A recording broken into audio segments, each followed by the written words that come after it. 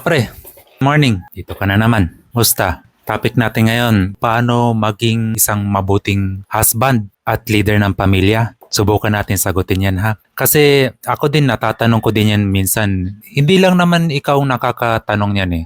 Lahat naman yata tayong mga lalaki, gusto natin maging isang mabuting husband at leader ng pamilya. Pero parang walang klarong sagot eh. All we can do is try our best to make things work. Diba? Pero natanong mo na ba ang sarili mo, paano ba talaga maging isang mabuting husband at leader ng pamilya? Hindi lang ikaw.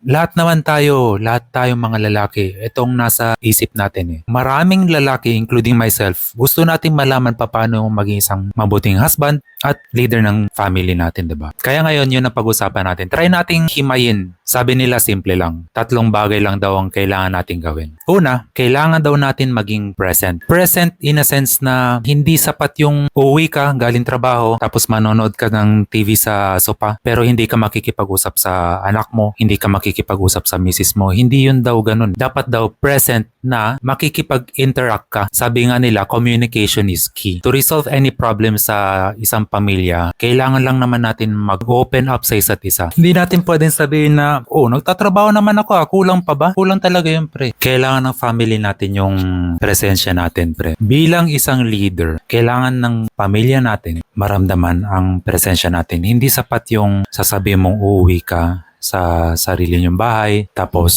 nakahilata ka lang dyan pagdating. Yes, I understand pagod ka sa work, pero we have to go the extra mile so that magkaroon tayo ng impact sa buhay ng family natin ba? Lalong-lalo na sa mga anak natin. Kaya hindi sapat yung magpo-provide lang tayo ng pera. Kailangan may connection tayo sa ating mga anak at sa ating mga asawa.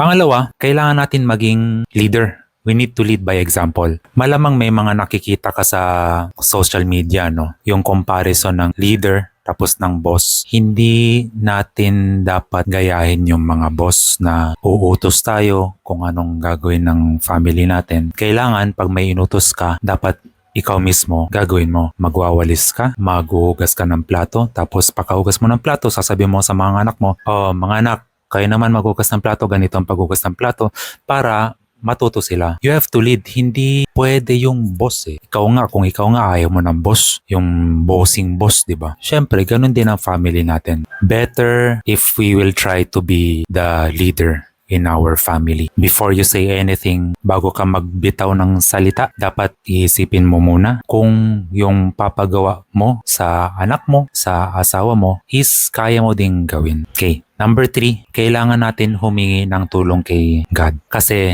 ang mga problema, yes, kaya natin. Pero darating ang point sa buhay nyo na hindi nyo na kaya. Pero alalahanin nyo na walang binibigay na pagsubok si Lord sa inyo na hindi nyo kaya. Kaya kung ano man ang pinagdaraanan nyo ngayon mga pre, kaya nyo yan. Magdasal lang kayo. Kausapin nyo si bro. Kasi si bro is like our best friend na nandyan lang yan sa tabi natin.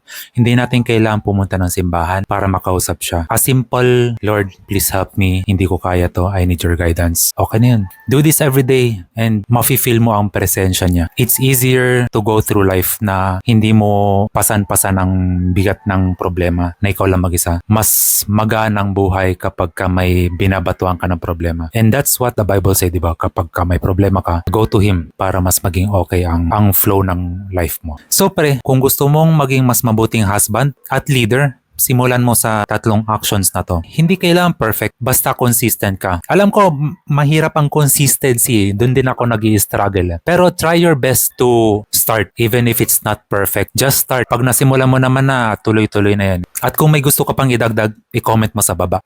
Para sabay-sabay nating tingnan kung anong pwede natin maging solusyon sa mga problema natin mga tatay. Okay? Ingat! Goods!